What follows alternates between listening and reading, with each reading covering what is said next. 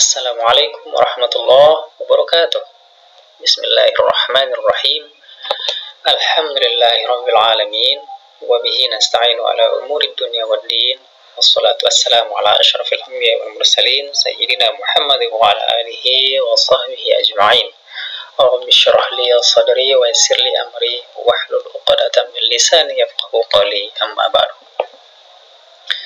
Selamat bertemu kembali anak-anakku sekalian dalam mata pelajaran sejarah kebudayaan Islam di kelas 7 semester 1. Mudah-mudahan di pertemuan kita kali ini kita semua dalam keadaan sehat walafiat ya.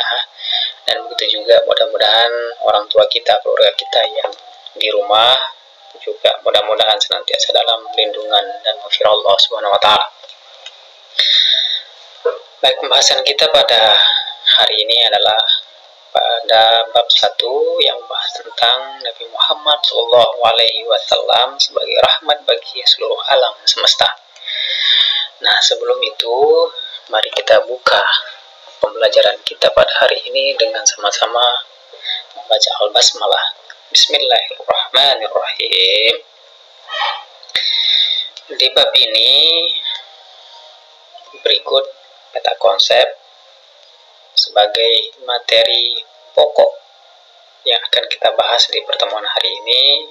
Adapun materinya adalah bagaimana kondisi masyarakat Arab para Islam, yang meliputi bagaimana kepercayaan masyarakat Arab para Islam, lalu kemudian bagaimana kondisi sosial masyarakat Arab para Islam, kondisi ekonomi masyarakat Arab para Islam, dan bagaimana kondisi politik masyarakat Arab para Islam.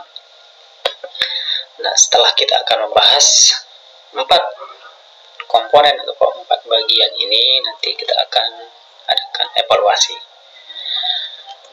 Anak-anakku semua, sebelum kita berlanjut ke materi pokok, berikut adalah Quran Surah Al-Anbiya ayat 107 yang menjelaskan tentang Nabi Muhammad memiliki fungsi sebagai rahmatan lil alamin atau rahmat bagi seluruh alam.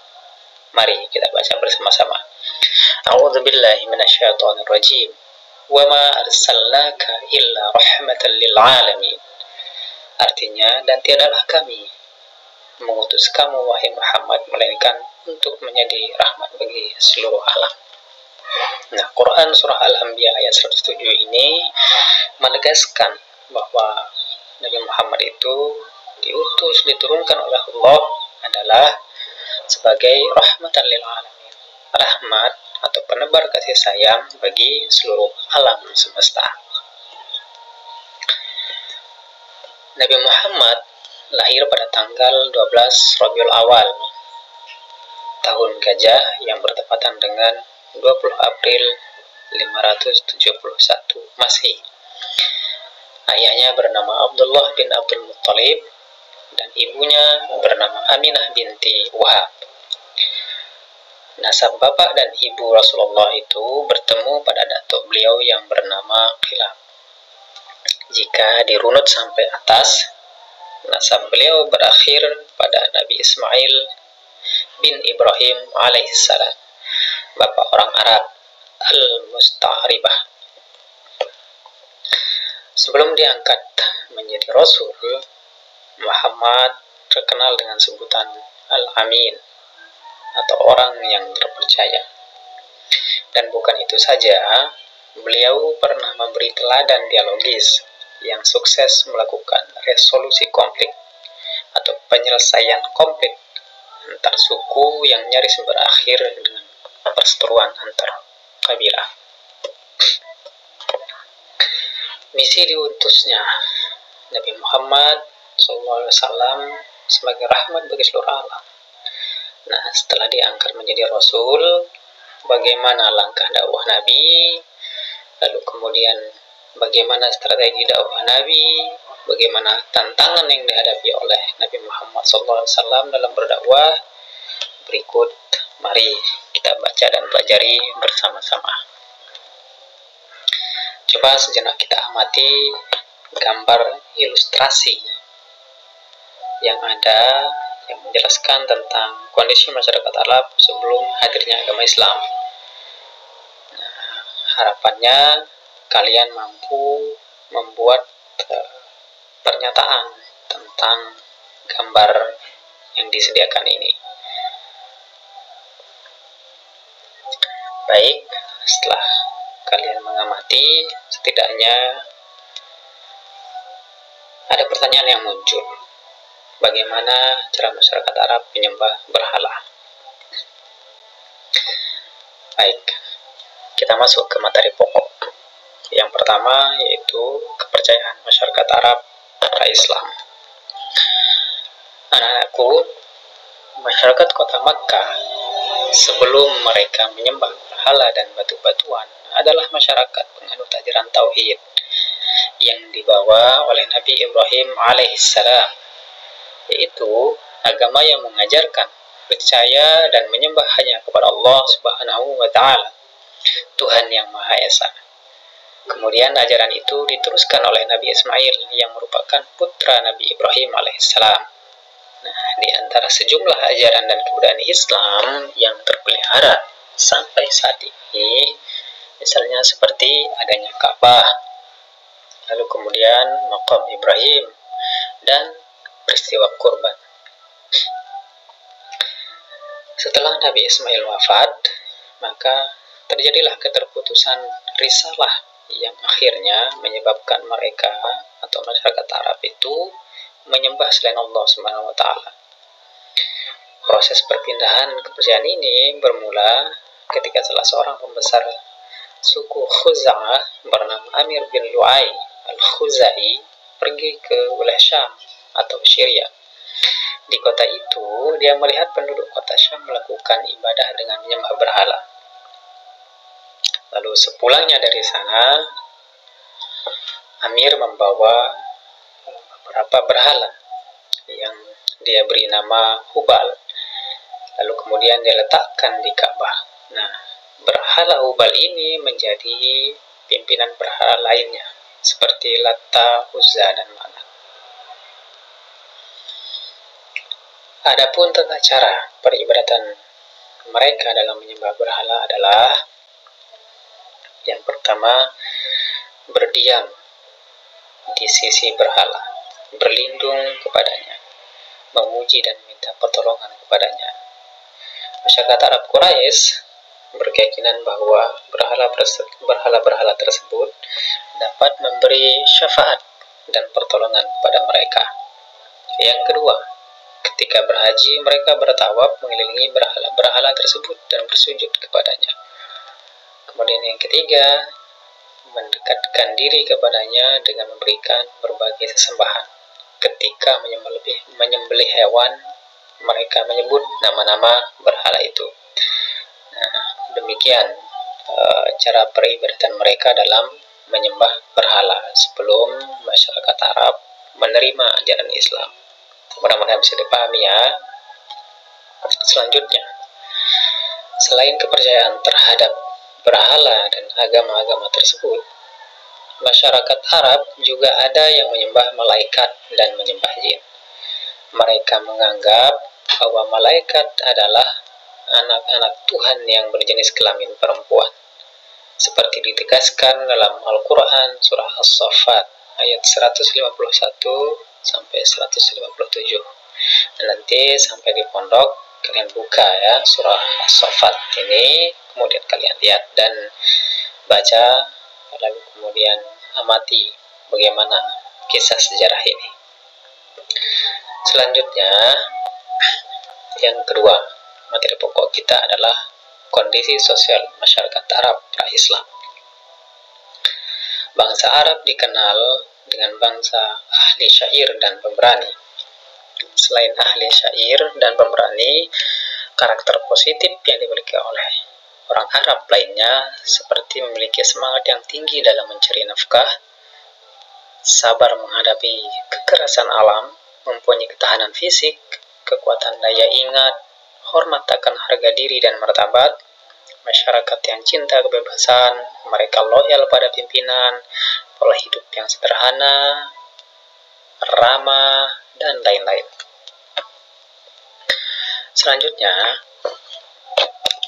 adapun kebiasaan-kebiasaan buruk mereka adalah meminum minuman khamar, kemudian berzina, merampok, dan sebagainya.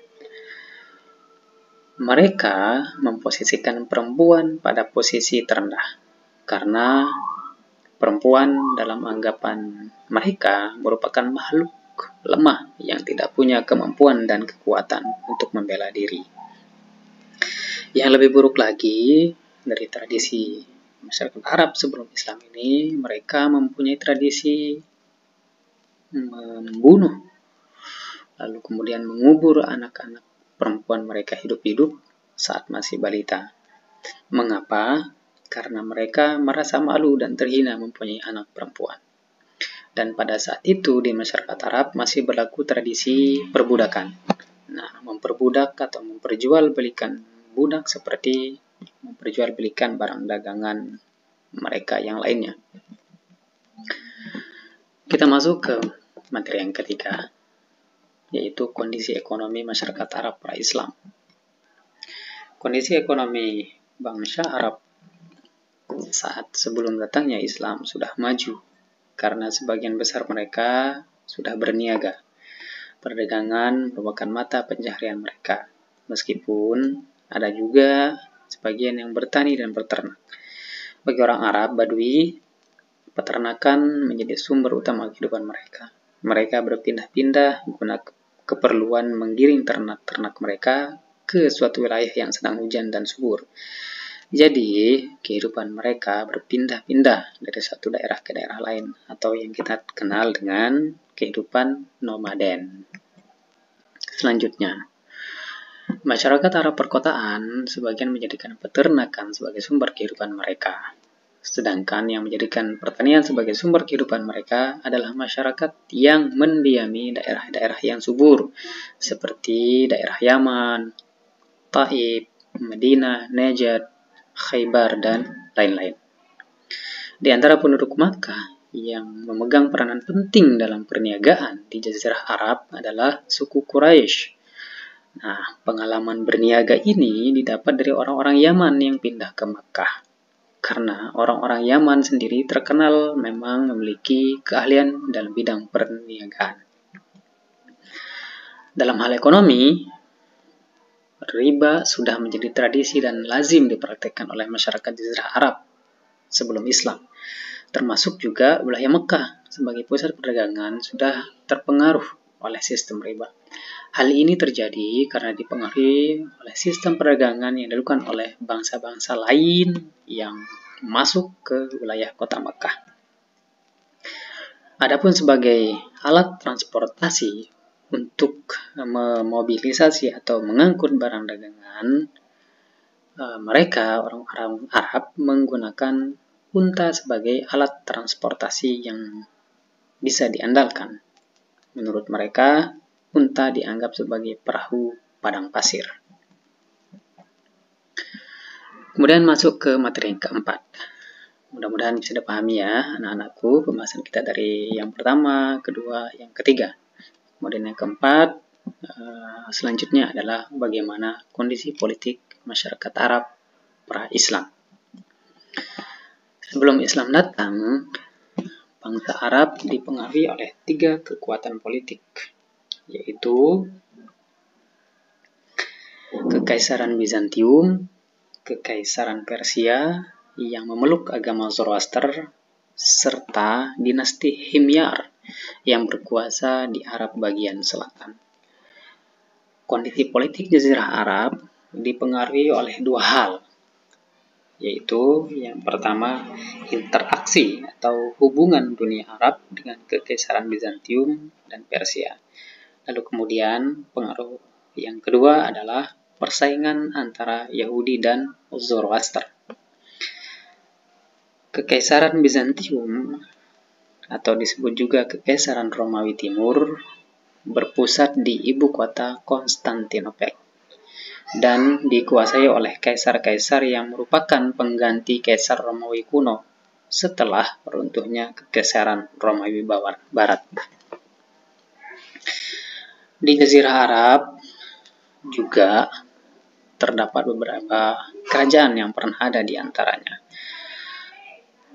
Yang pertama, Kerajaan Kindah yang diperkirakan berdiri sejak tahun 480 sampai 529 sebelum Masehi. Kemudian Kerajaan Ma'in dan Qutban. Kemudian Kerajaan Sabah, ini yang kerajaan yang banyak diceritakan dalam Al-Quran dan sudah terkenal di zaman Nabi Musa. Kemudian yang keempat, Kerajaan Himyar. Kemudian penduduk Romawi di Yaman, pendudukan orang-orang Persia atas Yaman, Kerajaan Hiran, Kerajaan Ghassan, dan yang terakhir Kerajaan Hijaz. Nah, inilah kerajaan-kerajaan yang pernah ada sebelum masuknya Islam di Jazirah Arab. Untuk yang terakhir atau Hijaz, Hijaz ini berbeda dengan negeri-negeri Arab yang lain. Negeri Hijaz belum pernah dijajah, diduduki, dipengaruhi negara-negara asing. Hal itu dikarenakan letak geografis dan negerinya yang memang miskin, sehingga tidak menarik negara-negara lain untuk menjajahnya. Adapun kota terpenting di daerah ini adalah kota Makkah, yang merupakan tempat Ka'bah berada. Dalam abad ke-5 Masehi, suku Quraisy merebut kekuasaan Makkah dan Ka'bah dari suku Khuza'ah. Makkah mengalami kemajuan di bawah kekuasaan suku Quraisy. Untuk mengurus Makkah dan mengamankan para peziarah yang datang ke kota Makkah, suku Quraisy mendirikan semacam pemerintahan. Terdapat ada 10 jabatan tinggi yang dibagikan kepada kabilah-kabilah dari suku Quraisy, yaitu Hijabah atau penjaga kunci Ka'bah. Kedua, Siqayah, penjaga mata air Zam-Zam. Ketiga, Diyad, kekuasaan hakim sipil dan kriminal. Yang keempat, Sifarah, kuasa usaha negara atau duta. Yang kelima, Liwa, jabatan ketentaraan. Yang keenam, Rifadah, pengurus pajak bagi fakir miskin. Ketujuh, Nadwah, jabatan ketua dewan. Khaiman, atau pengurus balai musyawarah. Khazinah, jabatan administrasi keuangan. Dan yang ke-10, Hazlim, yaitu penjaga panah peramal untuk mengetahui pendapat para dewa-dewa. Nah, inilah beberapa kemajuan di masa kekuasaan suku Quraisy di Makkah, sebagai gambaran dari pemerintah yang dijalankan dalam membagi tanggung jawab, membagi kekuasaan kepada kabilah-kabilah yang ada di Makkah yang dilakukan oleh suku Quraisy sebagai penguasa kota Makkah. Anak-anakku sekalian, setelah kita mempelajari materi pokok tadi, mudah-mudahan di evaluasi ini kalian bisa menjelaskan terhadap materi-materi pokok yang telah kita ulas tadi. Di antaranya, coba kalian jelaskan kepercayaan masyarakat Arab Islam. Lalu kemudian yang kedua, berikan gambaran bagaimana kondisi sosial masyarakat para Islam. Dan yang ketiga, sebutkan mata pencaharian masyarakat Arab para Islam. Yang keempat, coba sebutkan 3 kekuatan politik yang menguasai bangsa Arab para Islam. Yang kelima, bagaimana pengaruh suku Quraisy di kota Makkah. Nah, pertanyaan-pertanyaan ini tadi telah kita ulas bersama. Mudah-mudahan kalian bisa kerjakan dengan baik serta cermat. Hati-hati dalam membaca soal, pahami soalnya, kemudian jawab dengan baik dan cermat. Baik, sampai di sini pertemuan kita untuk hari ini. Selanjutnya, Bapak ingin mengucapkan terima kasih atas perhatiannya, dan sekali lagi mudah-mudahan kita senantiasa dalam perlindungan Allah Subhanahu wa Ta'ala dan diberikan ilmu yang bermanfaat bagi diri kita, terutama bagi syiar agama kita. Baik, terima kasih. Sampai ketemu di pertemuan berikutnya. Wallahul muwaffiq ila aqwamit thoriq. Assalamualaikum warahmatullahi wabarakatuh.